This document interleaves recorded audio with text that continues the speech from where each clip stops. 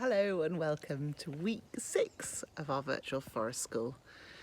Mrs. Lee and I must be missing our holidays this week because we have been drawn to water. We've both been searching out different streams and ponds and really benefiting from the calm that water brings.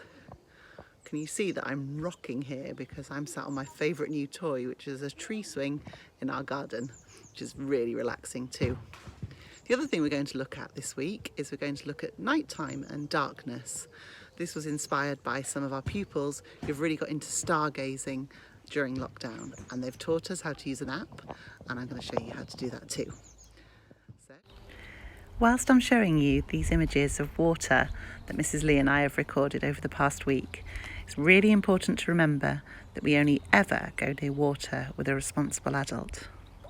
The varieties of different water that we both came across this week is really astounding, and it made me think of all the different emotions that we might feel in a week or even in a day, as I feel like they really represent our different feelings. Here you can see the water is really wild. I've done this one in slow motion so you can really see the different shapes the water's creating. I wonder if you've had moments this week where you felt really busy, or really does this water make you remember about how you might have felt really angry or really excited? What sort of emotions does this water make you think of? Watching this clip back from the other side of the weir is where the water has really built up and is pushing through the gates of the weir. And it makes me think of those emotions when you feel that they're really building up inside you until they have to come out somehow.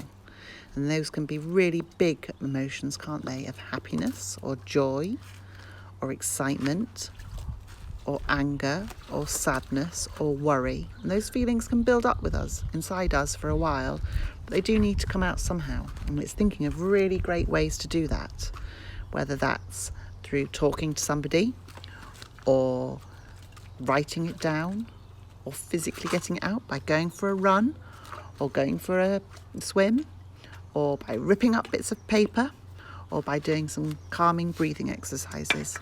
I'm sure you've all got some ways that you help with your emotions yourself.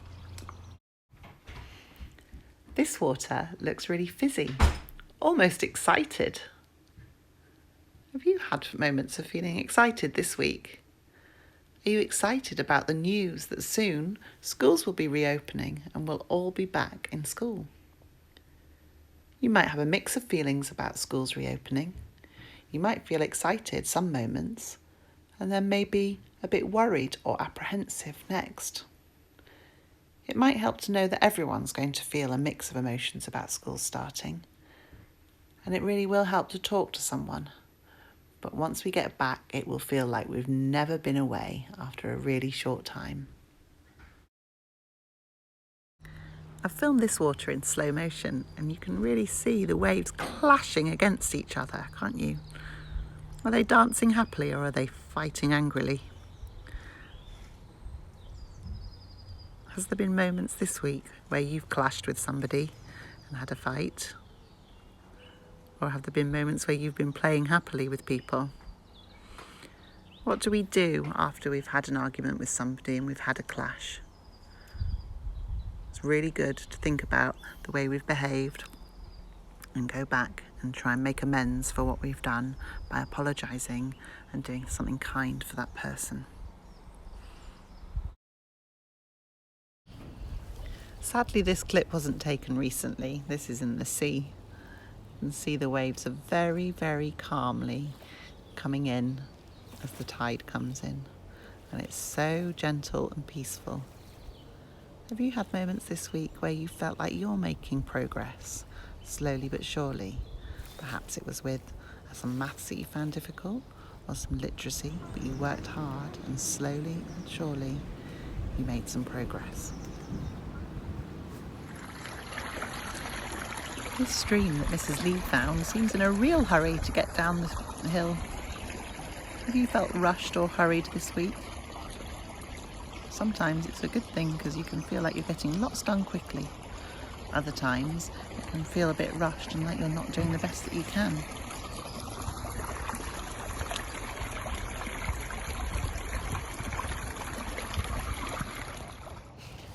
This little stream looks far more relaxed and calm, and much clearer too. Have you had moments where you've all of a sudden understood something and everything seems as clear as the water in this little stream?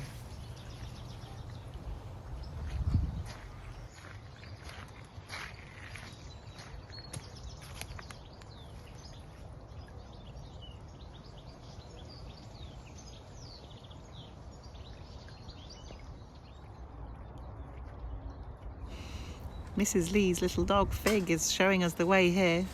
He's really enjoying exploring the stream and playing. I hope you've found some time for some play this week too.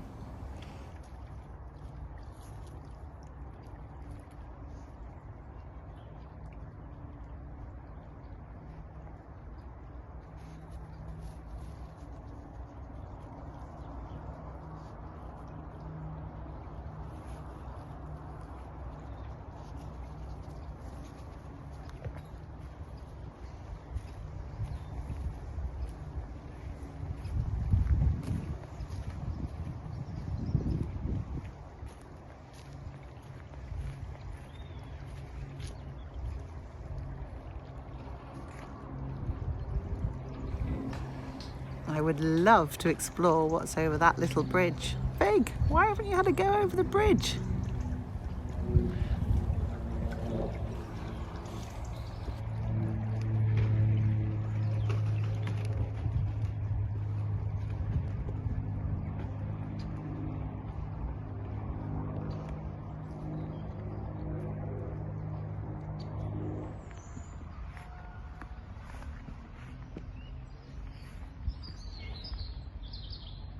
Look how still the pond is.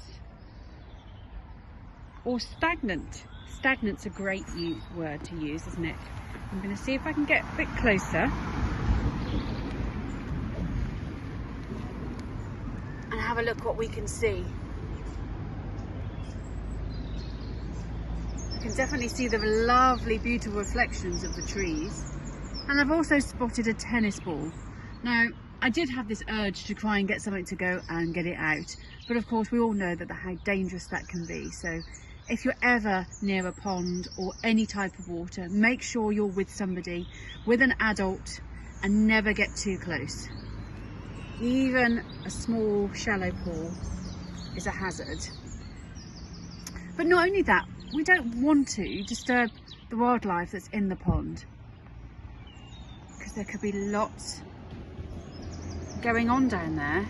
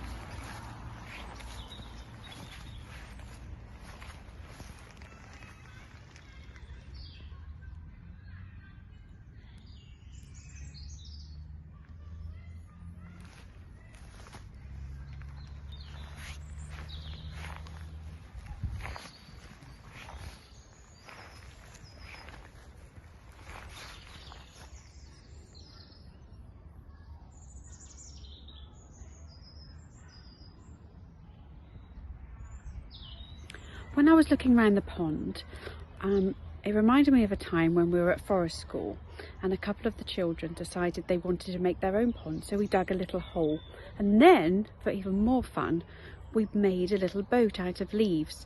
So I thought I'd show you again how we did it. I'm just going to stop the camera. So when we made the little boats, we just found some leaves, and there seems to be quite a lot still on the ground everywhere at the moment, and some twigs. That's all you need. So to make our little boat, we'll start off with a sail. So I found a little twig and a leaf, as you can see, pushed it through. So we make a little hole at the bottom.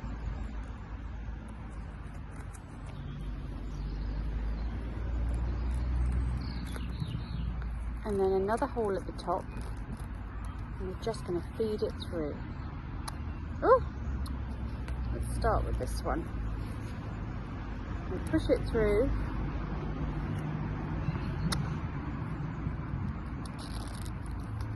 And then into the bottom. And there we have a little sail. But we need a base, don't we? So we'll find another leaf, a nice rounded leaf. And that can be the bottom. Push it through. And then that also will go around the bottom and make a little hole again. And then we have our sail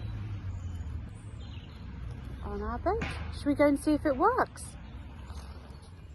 Right, so I've placed the boat, the little leaf boat, on the water. Starting to move with the wind. I don't have much breeze today.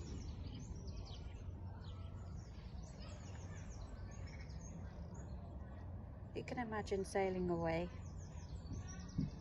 Now you can make these at home, but you can just fill up a bucket or a bowl of water, take it outside and make your leaf. Or if you are walking near some streams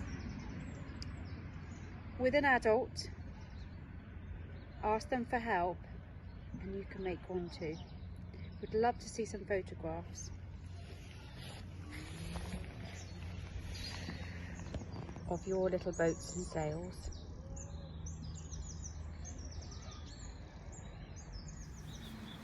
So this is the pond that some of our forest schoolers were digging when they were last in. And look, it's naturally filled up with water. When you were here a few weeks ago, we had to put a liner in it and fill it up. But nature's done that for us this week.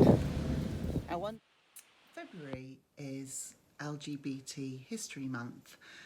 And as February comes to an end, I thought it would be a really good idea to have a think about how all families are different and celebrate that. I'm going to share with you this book called Untango Makes Three. And it's a true story all about penguins, two penguins that live in the zoo in New York.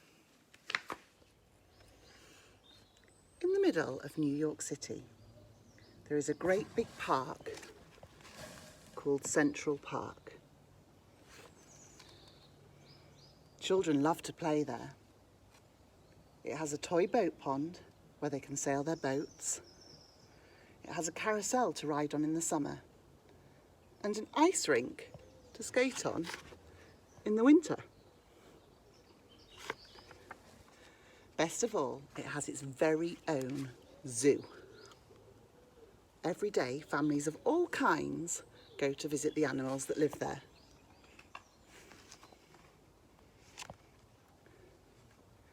But children and their parents aren't the only families at the zoo. The animals make families of their own. There are red panda bear families with mothers and fathers and furry red panda bear cubs. There are monkey dads and monkey mums raising noisy monkey babies. There are toad families and toucan families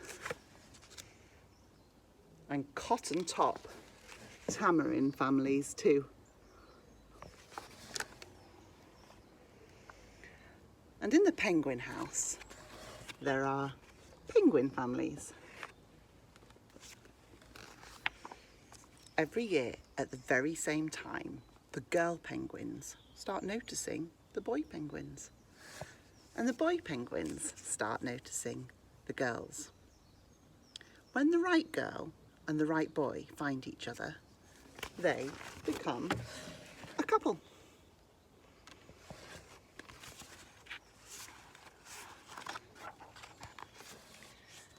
Two penguins in the penguin house were a little bit different. One was named Roy and one was named Silo. Roy and Silo were both boys, but they did everything together. They bowed to each other and walked together. They sang to each other. Wherever Roy went, Silo went too.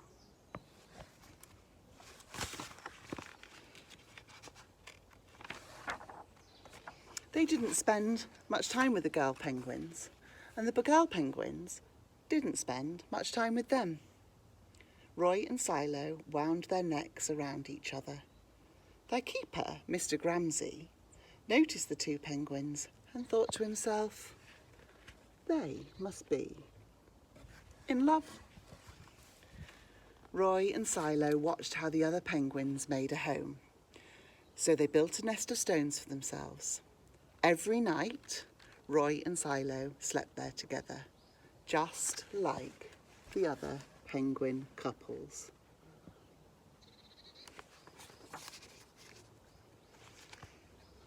And every morning, Roy and Silo woke up together. But one day, Roy and Silo saw that the other couples could do something they could not. The mama penguin would lay an egg. She and the papa penguin would take turns keeping the egg warm until finally it would hatch, and then there would be a baby penguin.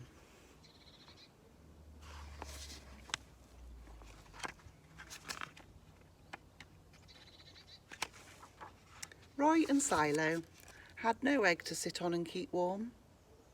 They had no baby chick to feed and cuddle and love. Their nest was nice, but it was a little empty.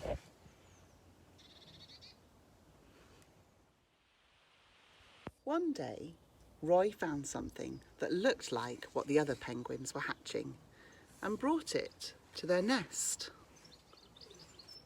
It was only a rock, but Silo carefully sat on it and sat.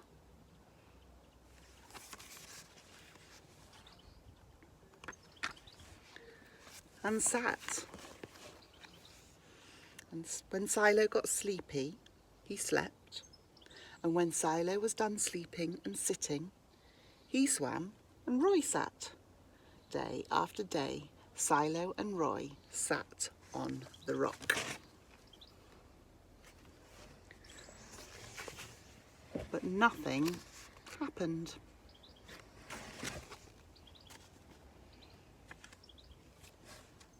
Then Mr. Gramsay got an idea.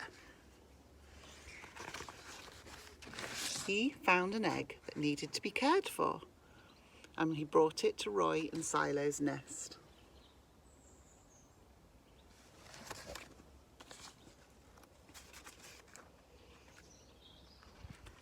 Roy and Silo knew just what to do. They moved the egg to the centre of their nest. Every day they turned it so each side stayed warm. Some days Roy sat while Silo went for food. Other days it was Silo's turn to take care of their egg. They sat in the morning, they sat at night. They sat through lunchtime and swim time and supper. They sat at the beginning of the month and they sat at the end of the month. And they sat all the days in between.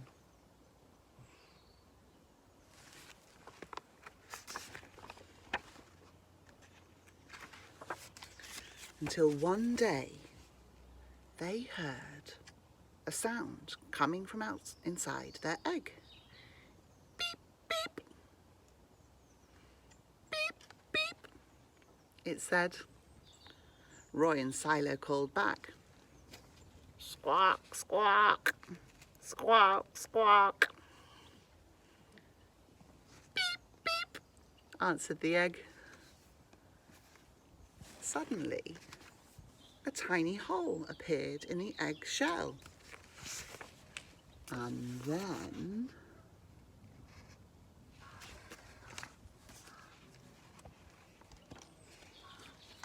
crack! Out came their very own baby. She had fuzzy white feathers and a funny black beak. Now Roy and Silo were fathers. We'll call her Tango, Mr. Gramsay decided, because it takes two to make a tango.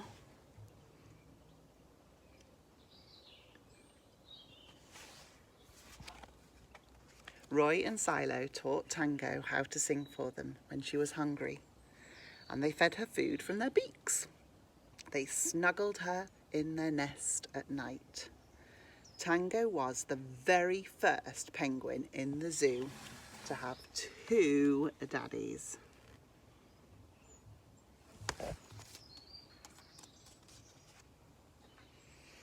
At night, the three penguins returned to their nest. There they snuggled together, and like all other penguins in the penguin house, and all the other animals in the zoo, and all the families in the big city around them, they went to sleep.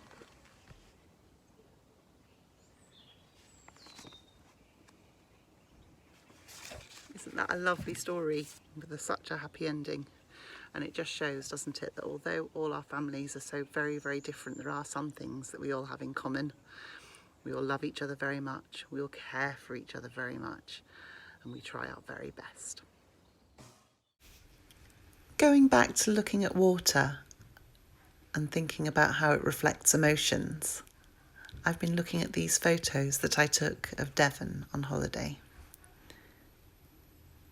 It makes me think of that calm feeling at the end of the day when you worked really, really hard and it's time for rest and sleep as the sun goes down, and how satisfying that feeling is. I've come outside this evening because some of our pupils have been getting really into stargazing during lockdown, and I thought I'd take inspiration from them and give it a go. I haven't chosen a very good evening for it because when you see it's really cloudy. But what's so cool about that is the effect it's having on the moon as it passes by, as the clouds pass by the moon. Absolutely amazing.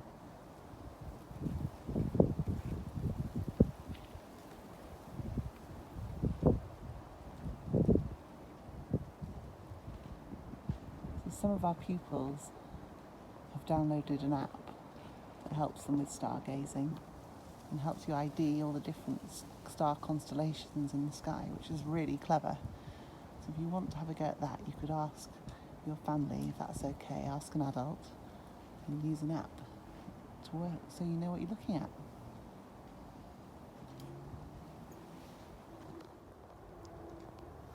So I'm just going to take a few minutes now to sit quietly in the dark in my garden. And you can sit with me and we can see what we can hear and what we can see. See how many things you can count that you hear as I sit here.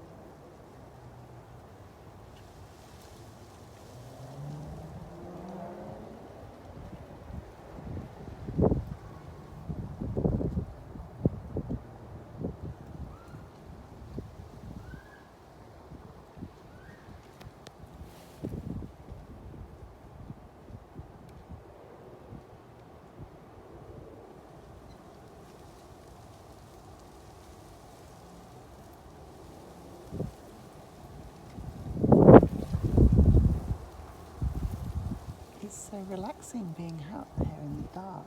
It actually really heightens your senses to sound because your sense of sight isn't being stimulated. You can hear more. What could you hear? I could hear the trees blowing in the wind. I could hear my children's den flapping in the wind. I could hear children playing.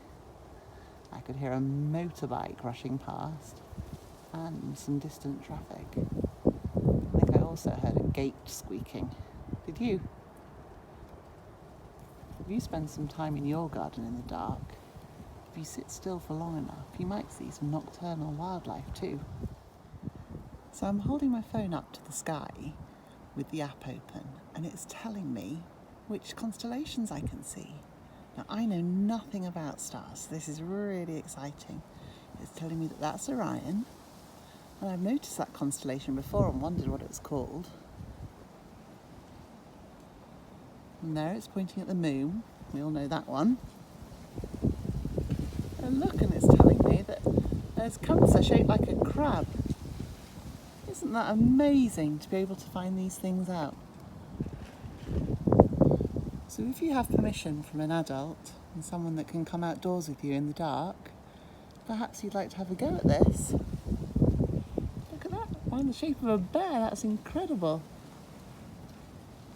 That one's called Loop and is approximately 465 light years away from Earth. Some distance indeed. Another thing you can do outdoors in the dark is have a game of catch with a torch. So instead of doing tag like you would touch someone on the shoulder in the playground, you have to catch them in the light of your torch. Now when you're doing that, you've got to be really careful to prepare the ground first so that there's nothing for you to trip up over. That could be a fun game to play with your family. I hope you've had some fun at Virtual Forest School this week. We certainly enjoyed making little boats and hope that if you make some, you'll show us them on Google Classroom. And I hope you've had some time to think about how you've been feeling this week and also how you might explore outside in the dark with an adult. And remember also, if you're by water, always to take a responsible adult. We'll see you next week. Bye.